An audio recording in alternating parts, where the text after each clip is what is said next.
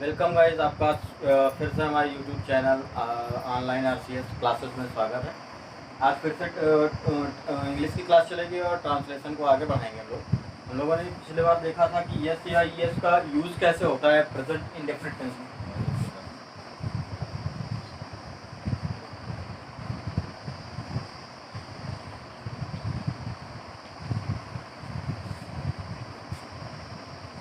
Present indefinite tense में हम लोगों ने देखा था यस या ईएस का यूज असर्टिव सेंटेंस में, जो साधारण वाक्य था। आज हम लोग देखेंगे साधारण वाक्य में। उस दिन हम लोगों ने देखा था खाली ईएस का यूज देखा था। एक उदाहरण में बता दे रहा हूँ आपको, यस का यूज कहाँ पे होता है। तो यस का यूज देख लेते हैं। राम सोता है। तो सबसे पहले हम लोग देख लेंगे वाक्य कैसा है। वाक्य में नहीं, क्या, क्यों, कैसे का प्रयोग नहीं हुआ है, मतलब वाक्य कैसा है, साधारण वाक्य है। दूसरी बात हम लोगों को पता करना है ये टेंस कौन सा है। तो अंत में ताहे आया है। अंत में क्या आया है? ताहे आया है, मतलब ये प्रेजेंट इंडिफिनिट टेंस है। ये उसी की पहचान है, प्रेजेंट इंडिफिनिट टेंस है। तो हम लोगों को पता चल गया वाक्य कैसा है और टेंस कौन सा है। और उसके बाद देखिए राम एक वचन है, मतलब यस या यस का प्रयोग होगा। राम सोता है, ठीक है। तो सबसे पहले हम लोग प्रयोग अनुवाद करेंगे। तो कर्ता ढूंढेंगे, तो सोने का काम राम कर रहा है, तो राम करता हुआ। तो राम की मीनिंग होती है RAM, राम। उसके बाद हम लोग देखेंगे सोने यानी क्रिया। क्रिया सोना है, तो सोने की मीनिंग होती है स्लीप, SLEEP, ठीक है। कर्म है नहीं। अब हम लोग ये क्रिया में यस या ईएस का यूज करेंगे।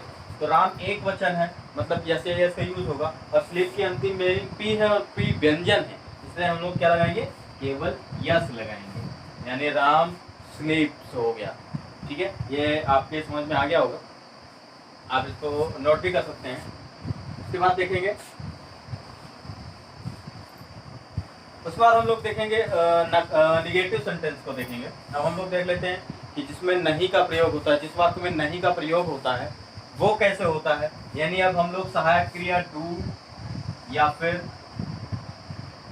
डू और डस का यूज देखेंगे। मैंने जैसे पहले बताया था कि असर्टिव सेंटेंस में सहायक क्रिया का प्रयोग नहीं होगा, और असर्टिव सेंटेंस में क्रिया में यस या ईएस का प्रयोग होगा, जो हमने देख लिया है।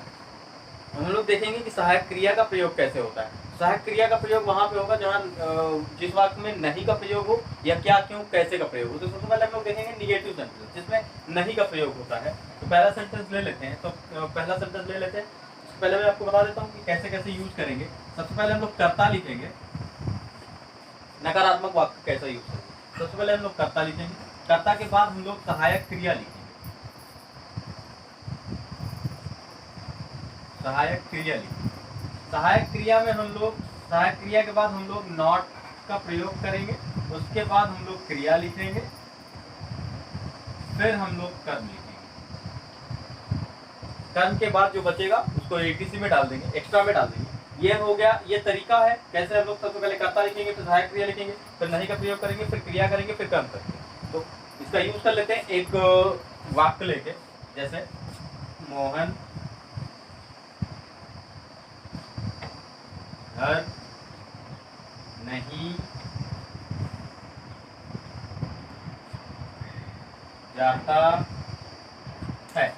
अब देख लीजिए, इसमें नहीं का प्रयोग हुआ है, मतलब ये निगेटिव सेंटेंस और निगेटिव सेंटेंस है, तो मतलब सहायक क्रिया डू या डस का प्रयोग इसमें होगा। और ये प्रेजेंट इंडिफिनिट टेंस की सहायक क्रिया है डू या डस, ठीक है। और एक चीज देख लीजिएगा, बहुवचन करता अगर हो तो सहायक क्रिया डू का प्रयोग करेंगे, और अगर एक वचन करता हो तो सहायक क्रिया डस का प्रयोग करेंगे। अब हम लोग पता कर लेते हैं सबसे पहले टेंस कौन सा है। अंत में क्या आया है वाक्य के? ता है, मतलब प्रेजेंट इंडेफिनिट टेंस है। उसके बाद हम लोग पता कर लेंगे कौन सा वाक्य है, नकारात्मक है क्योंकि नहीं का प्रयोग हुआ है। फिर हम लोग देखेंगे कर्ता कौन है। कर्ता मोहन है। मोहन कितने वचन है? एक वचन है, मतलब सहायक क्रिया डस का प्रयोग होगा। उसके बाद आप क्रिया पता कर लीजिए। जाने का काम हो रहा है, मतलब जाना क्रिया है। कहाँ जाने का काम हो रहा है? घर, तो घर कर्म हो गया। मोहन करता है, तो सबसे पहले हम लोग कर्ता की मीनिंग लिखेंगे, मोहन मोहन। उसके बाद देखेंगे हम लोग क्या करेंगे, सहायक क्रिया का प्रयोग करेंगे, मोहन एक वचन है, सहायक क्रिया डस का प्रयोग होगा, डस। फिर नहीं का प्रयोग करेंगे, नॉट। उसके बाद देखिए क्या लिखा हुआ है, सहायक क्रिया नॉट के बाद क्रिया लिखेंगे। क्रिया क्या है, जाना, जाने की मीनिंग होती है गो। ठीक है, ध्यान दीजिएगा, सहायक क्रिया जिस वाक्य में लग जाती है उसमें क्रिया में यस या यस का प्रयोग नहीं होता है। पहले हमने बताया था कि जो नकारात्मक वाक्य होते हैं उसमें सहायक क्रिया का प्रयोग होगा, यस या यस का प्रयोग नहीं होगा। ठीक है, तो ये केवल गो रहेगा। उसके बाद कर्म पता लगाएंगे, कर्म क्या है, घर है, तो go to house, go to house. तो क्या हो गया, Mohan does not go to house, Mohan घर नहीं जाता है।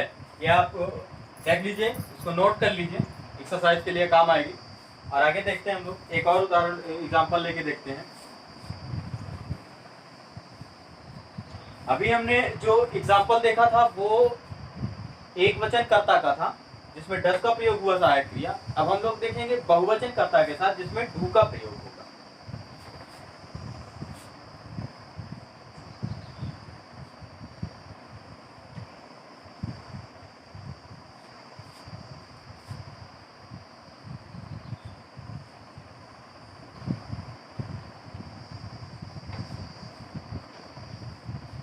तुम लोग शहर जाते हो, ये वाक्य हो गया। सबसे पहले क्या पता करना है, आप ये ध्यान दीजिए। सबसे पहले हम लोग पता करेंगे कौन सा टेंस है। तो वाक्य के अंत में आया है ते है, वाक्य अंत में ते है आया है, मतलब प्रेजेंट इंडेफिनिट टेंस है। उसके बाद हम लोग पता करेंगे कि ये वाक्य, सॉरी इसमें हम लोग नहीं लगाया तो हम लोग शहर यहाँ नहीं लगा देते हैं क्योंकि हम लोग नकारात्मक पढ़ रहे हैं। ठीक है, नहीं, राम शहर नहीं जाते हैं, तुम लोग शहर नहीं जाते हो। ठीक है, अब उसके बाद देखेंगे, सबसे पहले पता लगा लें हम लोग कि कौन सा टेंस है। तो पता चल गया, ते हैं आया है मतलब प्रेजेंट इंडेफिनिट टेंस है। दूसरी बात, वाक्य कैसा है, नहीं का प्रयोग हुआ है मतलब नकारात्मक वाक्य, मतलब सहायक क्रिया का प्रयोग होगा इसमें। कर्ता कौन है, शहर जाने का काम कौन कर रहा है, तुम लोग कर रहे हैं, मतलब तुम लोग कर्ता हो गया। जाने का काम हो रहा है मतलब जाना क्रिया हो गया। कहाँ जाने का काम हो रहा है, शहर जाने का काम हो रहा है, मतलब शहर क्या है, कर्म हो गया। तो सबसे पहले हम लोग कर्ता की मीनिंग लिखेंगे। कर्ता क्या है, तुम लोग की मीनिंग होती है यू। यू में तुम लोग या तुम दोनों हो जाता है, यानी लोग की मीनिंग हम लोग यहाँ पे नहीं लिखते, तुम बहुवचन ऑलरेडी है तो यू। उसके बाद सहायक क्रिया लिखेंगे। सहायक क्रिया यू क्या है, बहुवचन है, बहुवचन कर्ता के साथ सहायक क्रिया डू का प्रयोग करते हैं तो हम लोग डू लिखेंगे, डू। उसके बाद क्या लिखेंगे, नहीं, नॉट, इसको देखेंगे ध्यान से। सहायक क्रिया के बाद हम लोग नॉट का प्रयोग करेंगे, ये नॉट हो गया। उसके बाद देखेंगे हम लोग क्रिया की मीनिंग लिखेंगे। क्रिया जाना है, जाना की मीनिंग गो होती है, गो। फिर से हम आपको बता दे रहे हैं कि यहाँ पे जहाँ पे सहायक क्रिया का प्रयोग होता है जिस वाक्य में, उसमें जैसे इसका प्रयोग नहीं होता, मतलब यहाँ पे गोज नहीं होगा। आप ध्यान दीजिएगा क्योंकि गलती हो जाती है। ठीक है, गोज। उसके बाद कर्म क्या है, शहर जा रहा है तो शहर कर्म हो गया टू सिटी। ये देख लीजिएगा, you do not go to city, तुम शहर नहीं जाते हो। ये ध्यान से आप देख लीजिएगा। इसको, ये बहुवचन का है, इसको आप एक बार वो कर लीजिए, नोट कर लीजिए। आगे देखेंगे, आगे हम लोग देखेंगे नकारात्मक वाक्य हमने देख लिया। अब हम लोग प्रश्नवाचक वाक्य देखेंगे जिसमें क्या, क्यों, कैसे, कब, कहाँ का प्रयोग होता है, वो प्रश्नवाचक वाक्य होता है। तो ऐसे वाक्य देखेंगे जिसमें क्या, क्यों, कैसे, कब, कहाँ का प्रयोग होता है।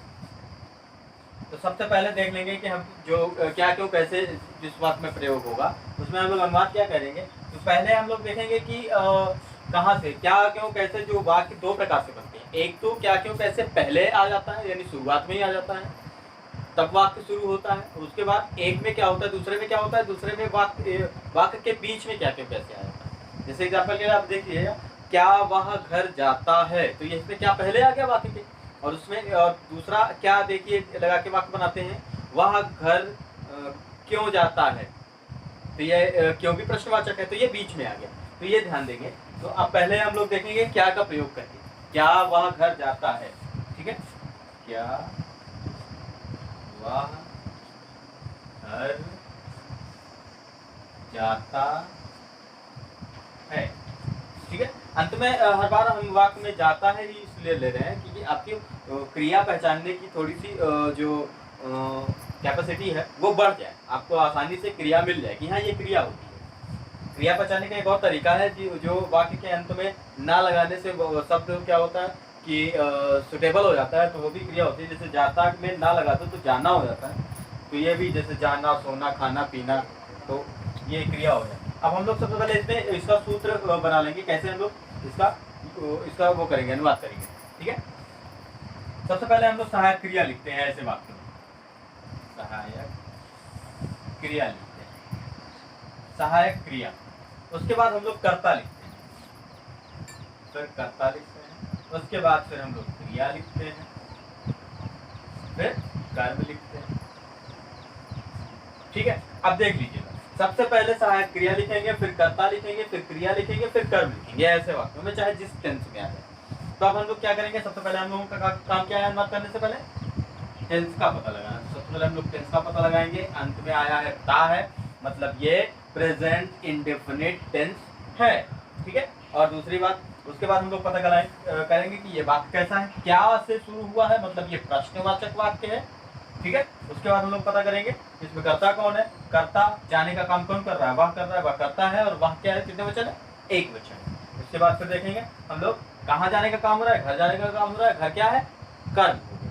ठीक है, अब आप देखेंगे सबसे पहले हम लोग सहायक क्रिया से यूज करेंगे, तो कर्ता एक वचन है, मतलब सहायक क्रिया डज का प्रयोग होगा, तो डज। उसके बाद हम लोग कर्ता लिखेंगे, कर्ता कौन है, ही, वह है, तो ही। उसके बाद हम लोग क्रिया लिखेंगे, कर्ता के बाद क्रिया लिखेंगे, क्रिया क्या है, जाना, जाना की मीनिंग हो। यहाँ पे भी ध्यान देंगे, यहाँ पे भी प्रश्नवाचक वाक्य में भी क्रिया में यस या यस का प्रयोग नहीं होता है, केवल साधारण वाक्य में होता है। ये कई बार हम बता रहे हैं, अभी फिर बता रहे हैं, आप इसको ध्यान दीजिएगा। ठीक है, उसके बाद हम लोग कर्म लिखेंगे, कहाँ जा रहा है, घर, तो टू हाउस। ठीक है, टू हाउस, यानी does he go to house, क्या वह घर जाता है, तो हम लोग 10 से शुरू किए हैं। ठीक है, ये एक वचन का था। अब हम लोग बहुवचन का देखेंगे, इसको आप नोट कर सकते हैं।